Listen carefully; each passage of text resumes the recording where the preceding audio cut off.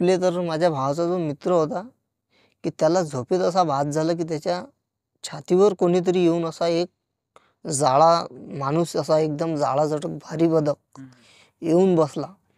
बापरे, अंगावर अंगावर त्याच्या छात्यावर. अरे बेकार. त्याला झोपेत असा तो भास झाला हा हा आणि एकदम त्याचा असा गळा दाबत आहे दोन्ही हाताने. तर त्या मोबाईलच्या टॉर्चने तर या दोघांकडे अशी त्याने टॉर्च लावली. माझा भाऊ असा त्याच्या बाजूला होता झोपलेला आणि त्याच्या तिकडून अजून एक जण होता. तिथे दोघे असे दिसले त्याला झोपेल. तर तेच टॉर्च त्याने अशी केली की बा आता आपण हे असं सरळ न झोपता या आळंगावर आपण झोपून घेऊ. आणि तो बंदच करायचा. त्याला त्याच्या बाजूला एक जण झोपेल दिसला.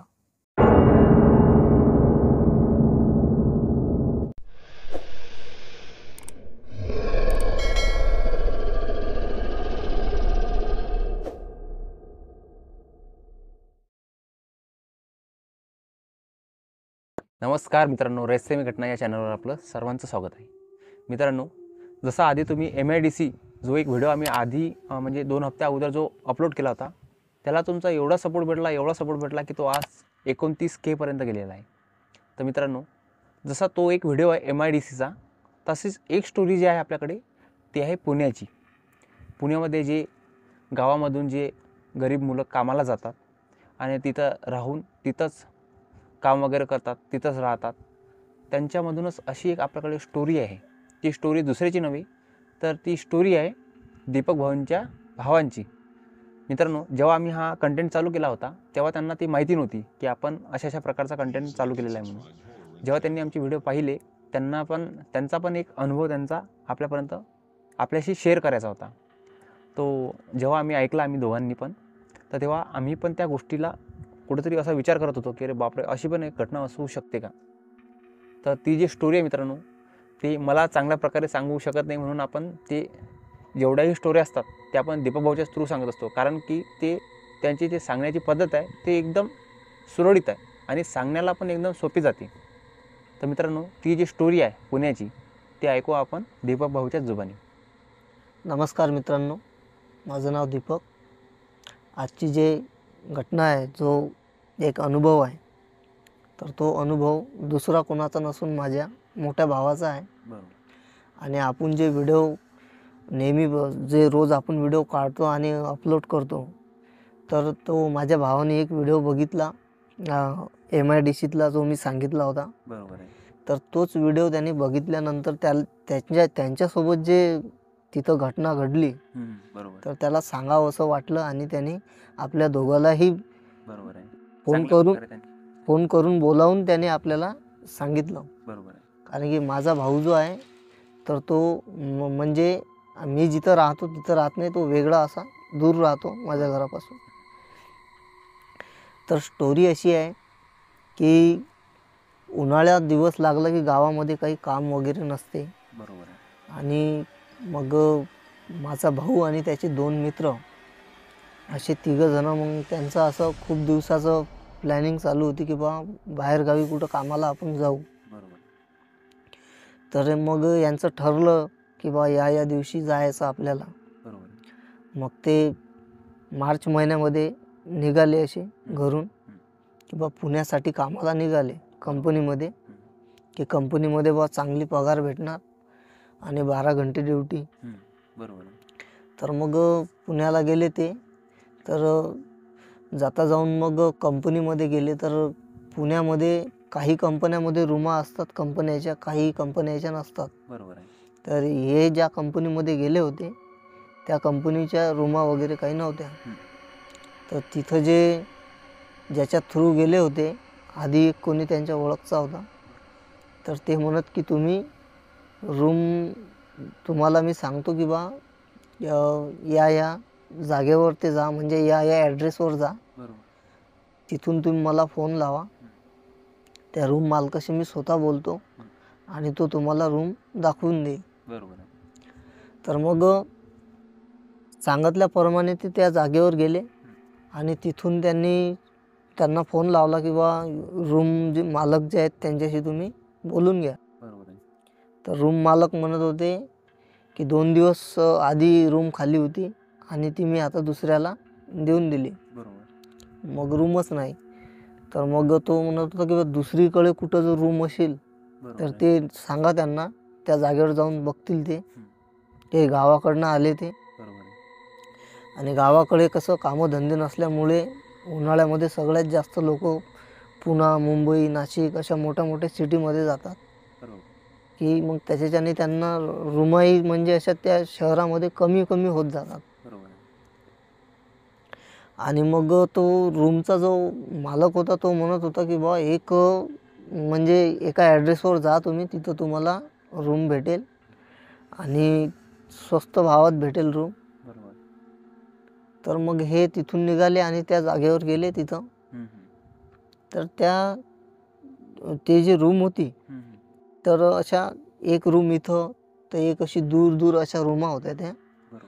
आणि आजूबाजूला एकदम असे कमी कमी घरं होते. तर मग पुण्यामध्येच तर त्या जो एरिया होता ना, तर जसा आपला मेन रोड जो असते, रोडपासून थोडा अंदर होता बरं. जसं पुण्यामध्ये एक ठिकाण आहे, एक तसंच ठिकाण. जसं नाशिकमध्ये जे एक ठिकाण आहे तसं पुण्यामध्ये एक ठिकाण आहे, समजा तसंच त्या हां प्रकारचं. हां काही काही ठिकाणी अशा पण रूम आहेत म्हणजे दीपक भाऊ, की जंगलाच्या आतमध्ये म्हणजे टेकडीवर आहेत काही काही रूमा, आणि आसपास वस्ती नसते, नसते. आणि काही काही रूमा वरती असतात एकदम टेकडीवर. तर तशाच पद्धतीच्या त्या रूमा होत्या.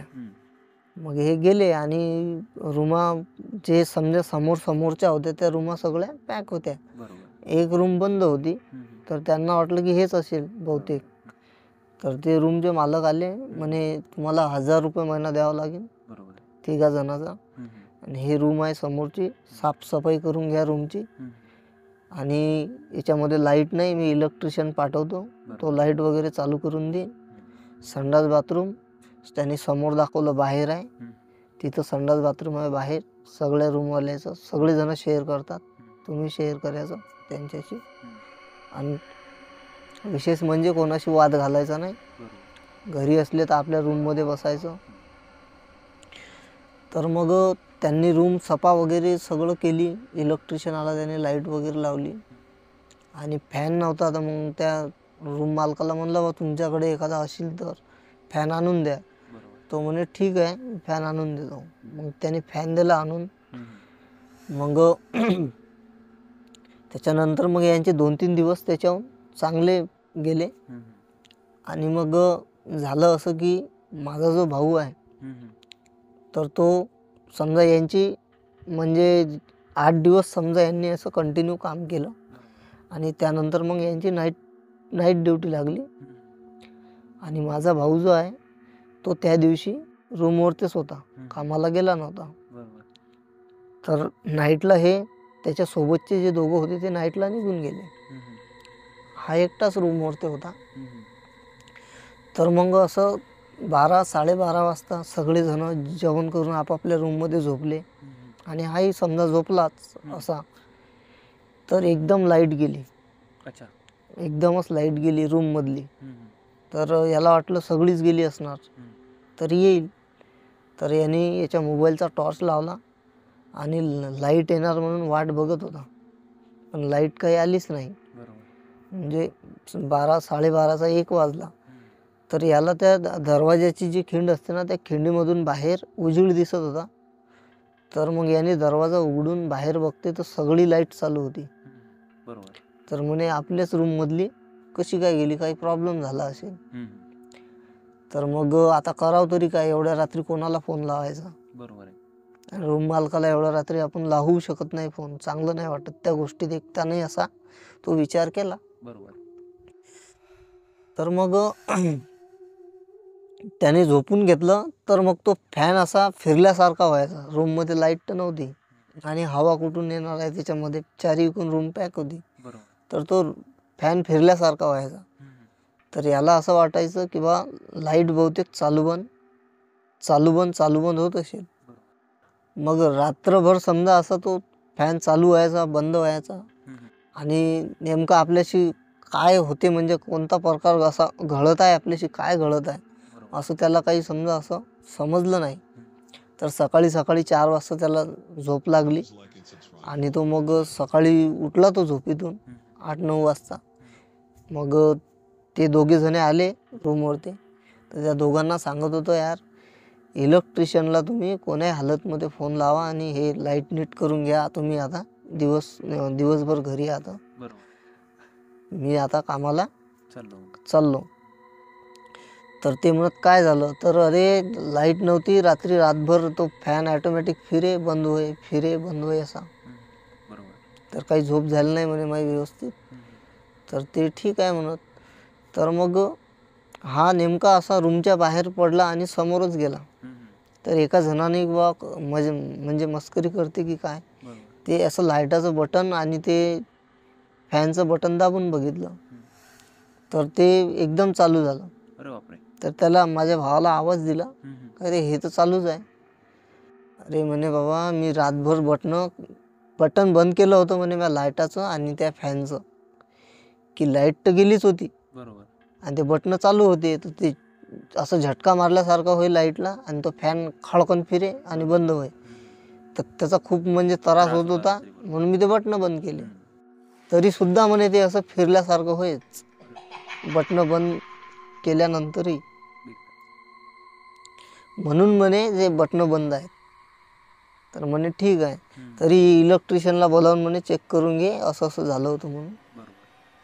तर त्या मग हा माझा भाऊ कामावरती निघून गेला आणि त्या दोघा जणांनी फोन लावला इलेक्ट्रिशियनला, की बा असं असं झालं, तुम्ही या लाईटचं काय म्हणजे नेमकं बघा, काय प्रॉब्लेम आहे. तर इलेक्ट्रिशियन म्हणे की भाऊ मी त्या दिवशी येऊन तिथं माझ्या हाताने सर्व व्यवस्थित नीट करून गेलं आणि मला हे एकच काम नाही, माझ्या मागे दुसरे कामं आहेत. तुम्ही दुसरा कोणी इलेक्ट्रिशियन असेल तर बघून घ्या, माझ्या भरोश्यावर तुम्ही बसू नका. आणि त्याच्यामध्ये नेमका काय प्रकार घडला तो इलेक्ट्रिशियनलाही माहीत होता. तर मग हे जे तिघे जण जे होते, म्हणजे माझा भाऊ आणि ते माझ्या भावाचे 2 मित्र, हे बाथरूमला जर जायचं असेल तर एखादा नंबरात जर असेल तर तो त्याचा नंबर सोडून परत जायचा त्याच्या रूममध्ये. याने जर तिघांपैकी जर एखाद्यानं म्हटलं अहो तुम्ही जा ना बाथरूममध्ये, तर बोलायचे पण नाही, सरळ खाली मान टाकून लगे रूममध्ये चाललं जायचं. म्हणजे यांच्यासोबत बोलत पण नव्हते नाही. अरे बाप. आणि नळावरती सेम तेच कंडिशन, बाथरूममध्ये तेच सेम कंडिशन. मग बा नेमके बोलत काम नाहीत आपल्याशी. तर मग याच्यातलाच एक म्हणत होता की अरे हे बिहारी भैया लोक आहेत, नवीन नाव समजा आपण नवीन आहो आणि हे तसे आपल्या महाराष्ट्रामध्ये हे लोक आपल्याशी मराठी माणसाशी कमी बोलतात. बरोबर आहे. तर बोलत नसतील आपल्याशी, असं त्यांचा एक विचार होता त्यांचा. तर मग एका दिवशी असं झालं की तिघही जणे रूममध्ये होते, झोपलेले. रातचा टाईम होता, लाईट वगैरे फॅन वगैरे एकदम व्यवस्थित सगळं चालू होतं. तर एकदमच असं की बा जसं खिडकीपाशी कोणी बाहेरून उभं आहे, यांना पाहत आहे, जसं बाहेरून कोणी असं उभं आहे आणि त्या खिडकीच्या ज्या अशा भेग होती अशी, म्हणजे 2 फालक्याची अशी खिडकी उघडतो ना आपण, तर त्याच्यामध्ये जशी खिंड होती, त्या खिंडीमधून असं कोणी बा की जसं एखादा पक्षी कसा आवाज करतो की तसा पक्षा टाईप असं कोणीतरी आवाज करते, असं बारीक आवाजामध्ये.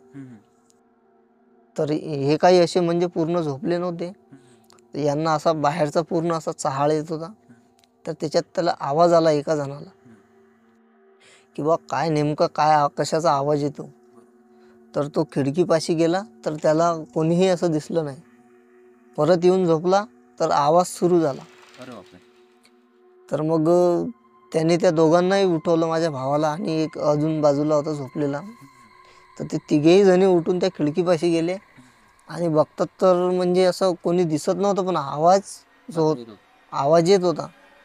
तर माझ्या भावाला असं वाटलं की बा एखादा पक्षी वगैरे असेल, झाडाबिळावर कुठं त्याचा आवाज घुमत असेल, ती खिडकी बंद करा आणि झोपून घ्या. तर मग झोपले. तर मग झालं काय की एकदम लाईट गेली. लाईट त्या दिवस सारखं लाईट बंद आणि तो फॅन एकदमच असा झटका मारायचा, खळालगन असा खळ खळ खळखळ असा घुमल्यासारखा व्हायचा, बंद व्हायचा. तर मग माझ्या भावाने म्हटलं ते बटणं बंद करून ठेवा, त्यावेळेस बंद होईल. तर ते बटणं बंद केले. तर तो फॅन अधूनमधून कधी वाजायचा असतो. अरे बापरे. तर मग हे असंच त्याच्याकडे बघू बघू खाली मग यांना अशी ती झोप आली. मग झोपले तर माझ्या भावाचा जो मित्र होता की त्याला झोपेत असा भास झाला की त्याच्या छातीवर कोणीतरी येऊन असा एक जाळा माणूस, असा एकदम जाळाजटक भारी बदक येऊन बसला अंगावर त्याच्या छात्यावर. त्याला झोपेत असा तो भास झाला आणि एकदम त्याचा असा गळा दाबत आहे दोन्ही हातानं. तर तो तसाच असा झोपीतून असा एकदम उठून बसला पाहण्यासाठी की बा कोण आहे. तर कोणीच नव्हतं आणि रूममध्ये अंधार होता. तर यांनी असा टॉर्च लावला त्याच्या मोबाईलचा, छोटा मोबाईल, अँड्रॉइड मोबाईल नाही, आपला छोटा मोबाईल जो नोकियाचा मोबाईल होता, जुना मोबाईल. तर तेच मोबाईल होता आधी. म्हणजे हे 2008 मधली हे घटना आहे. तर त्या मोबाईलच्या टॉर्चने त्या दोघांकडे अशी त्याने टॉर्च लावली. माझा भाऊ असा त्याच्या बाजूला होता झोपलेला आणि त्याच्या तिकडून अजून एक जण होता. तिथे दोघे असे दिसले त्याला झोपेल. तर तेच टॉर्च त्याने अशी केली की बा आता आपण हे असं सरळ न झोपता या आळंगावर आपण झोपून घेऊ. आणि तो बंदच करायचा, त्याला त्याच्या बाजूला एक जण झोपेल दिसला. खतरनाकच काम आहे भाई. त्याच्या बाजूला एक त्याला असा झोपेल दिसला त्या टॉर्च मध्ये असा स्पष्ट तो असा बघत होता. आणि तो जो झोपलेला होता त्यानं असं आळून फिरून याच्याकडे तोंड केलं. तर त्याचं तोंड एवढं विचित्र होतं की तो इतका आरडत होता, इतका चिरकला तो, म्हणजे खूपच चिरकला. म्हणजे सांगताना मलाही अशी भीती वाटते. मी बरेचसे व्हिडिओ म्हणजे बरेचसे मी असे लोकांचे जे वैयक्तिक असे जे घटना म्हणजे अनुभव आहेत त्यांच्याशी घटना झाल्या त्या मी सांगितल्या. पण हा एक वेगळीच घटना आहे हे, की मला स्वतः अशी सांगताना असं मला असं घाबरल्यासारखं होते की एवढं विचित्र त्याचा चेहरा, खूपच विचित्र की तो म्हणजे असा तो पाहू नाही शकला. त्याने डोळे बंद केले आणि चिरकत ओरडत होता आणि चिरकत होता. या दोघांच्या अंगावर पाय देऊन तो दरवाजा उघडून बाहेर निघाला रूमच्या. त्या दोघांना आवाज देत होता बाहेर जाऊन. खाली बसला, कसाच्या कसाच करत होता. त्यांना आवाज देत होता, रडत होता, आवाज देत होता, बाहेर या बाहेर या. हे दोघं उठून गेले आणि त्याच्याजवळ गेले. काय झालं काय झालं. माझा भाऊ त्याला पूर्ण बघत होता, पायाला हाताला, की याच्यासाठी की बा याला नेमकं काही चावलं बिवलं का काही असं म्हणून असा करतो. तर काहीच नाही. तर त्याला बोलता सुद्धा येत नव्हतं व्यवस्थित. तो फक्त असा दुरून बोट दाखवत होता रूमच्याकडे.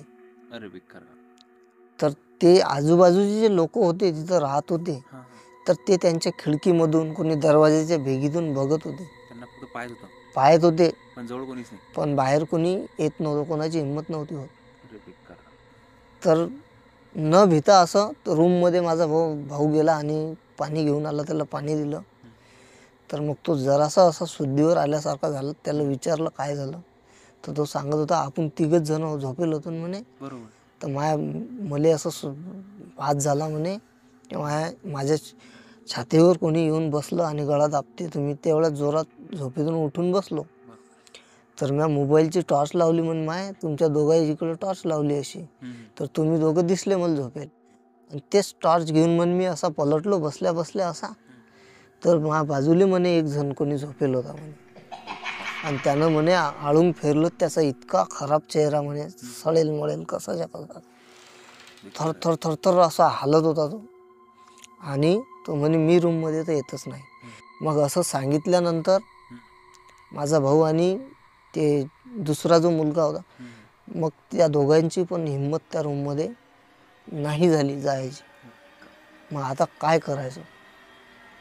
माझा भाऊ म्हणे चला कंपनीकडे, आपण कंपनीच्या गेटवर बसू. या वॉचमॅनने अंदर येऊ दिलं तर कंपनीत बसू. तर मग हे कंपनीकडे गेले.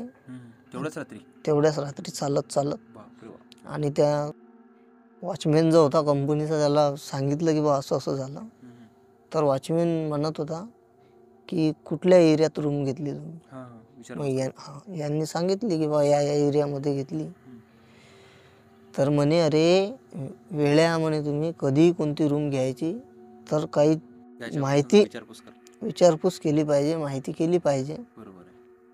तर माझा भाऊ म्हणत असता की बा माझ्या भावाने असं सांगितलं वॉचमॅनला की आपण कामासाठी आलो. आम्ही म्हणा की इतर कोणी असे लोक म्हणा की बा कामासाठी येतात तर त्यांना कामाची सोय, जेवायची सोय आणि राहायची सोय या 3 गोष्टीचीच गरज असते. बरोबर आहे. आणि या गोष्टींवरती माझा भाऊ म्हणे माझा काही असा फारसा भरोसा आहे, विश्वास नव्हता.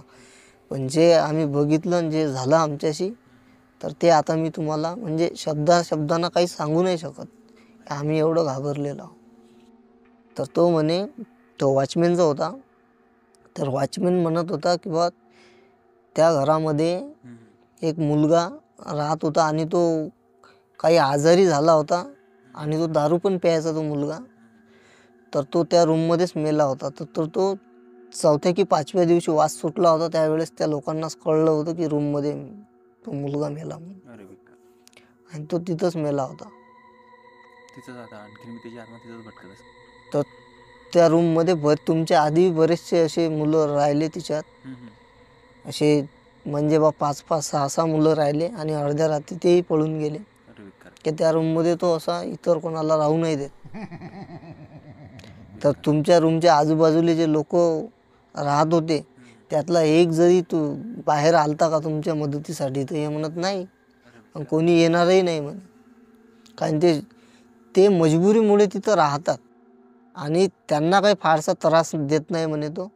त्रास तो फक्त त्याच व्यक्तीला देतो की त्या रूममध्ये जर कोणी गेलं तर. नाही तर तसा कोणाला त्रास होत नाही तिथं. आणि हे सगळ्यांना माहिती आहे. पण पैशाच्या लालचीमुळे लोक ते रूम देतातच कोणाला ना कोणाला. तर अशी त्यांच्यासोबत ही घटना झाली. तर त्यांनी ती रूम चेंज केली, दुसरीकडे शिफ्ट झाले. पण ज्याला ते दिसलं त्याला मात्र तिथं काही करमत नव्हतं. तो फारच फार 1 महिना तिथं थांबला आणि 1 महिन्यानंतर तो गावाकडे आला. त्यानंतर माझ्या भावाचा जो मित्र आहे तर तो गाव सोडून कुठंच गेला नाही तेव्हापासून. खामा वगैरेला कुठंच नाही. आणि ती जी रूम आहे पुण्याची ती आतापर्यंत पण बंद आहे. तर ते आतापर्यंतही तशीच बंद आहे. म्हणजे आता तर तिथं मोठं हे झालं, अपार्टमेंट झालं आता त्या जागेवरती. तर आता तिथं अशा घटना घडतात की नाही या गोष्टीची आपल्याला काही जाणीव नाही आहे. कारण की हे जे घटना आहे हे 2008 मधली आहे. बरेच वर्ष झाले. हां. तर आता नेमकं तिथं काय ॲक्टिव्हिटी आहे आपण या गोष्टीचं काही हे करू शकत नाही. पण असते की ज्या जागेवरती एखाद्याचा असा म्हणजे आपत्कालीन असा म्हणजे एखाद्याचा मृत्यू होते की त्याच्या अशा तो जो मुलगा होता तो म्हणजे बाहेर राज्यातला होता, UP-MP साईडचा. त्याच्याही काही अशा बरेचसे इच्छा असतील की गावाकडे जाऊ, असं करू तसं. तो आजारी होता आणि तो दारू खूप पीत होता. त्याच्यामुळेच तो आजारी होता. आणि तो तिथं समजा त्या रूममध्ये किंवा नशा खूप झाल्यामुळे तो असा पॉयझन, दारूचंही असं पॉयझन चढल्यासारखं होते. खूप जास्त प्रमाणात पिली तर तो त्या प्रकारेच तो तिथं मेला त्या रूममध्ये. की जसं सांगितल्याप्रमाणे आपण ही स्टोरी सांगितली की त्यांना एक लोकांचे काय तिथं त्या रूम आणि त्या रूममध्ये काय आहे, सत्य आहे की खोटं आहे, ते यांच्याशी झाल्यानंतर तिथलचे लोक ते सांगत होते याच्यामध्ये अशी अशी घटना झालेली आहे. तर मित्रांनो, ही स्टोरी ऐकून तर अंगावर तर काटा आलेच आले. आणि आपले दीपक भाऊ जे आहेत ते आपल्या गावात न राहतात दुसऱ्या गावी राहतात. म्हणजे आपल्या गावावरून 2 किलोमीटर दूर आहेत. तर त्यांना सोडण्यासाठी पण आता मला इतकी भीती वाटत आहे की त्यांना सोडू की नाही, एवढं झालं आहे खरंच. कसं आहे मित्रांनो, गोष्टी घडत नसतात पण त्या ज्या गोष्टी आपण विचार करतो ना त्या कुठेतरी आपल्याला जाणवतात.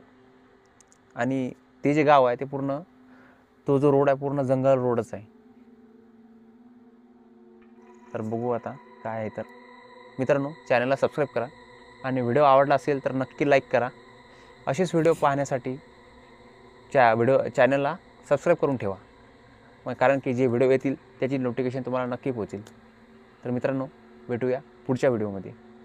आणि मित्रांनो, खरोखर गावामधले जे मुलं असतात ना, त्यांना स्वतःचा रोजगार मिळवण्यासाठी कुठं ना कुठं बाहेर जाऊन काम करावंच लागत असते.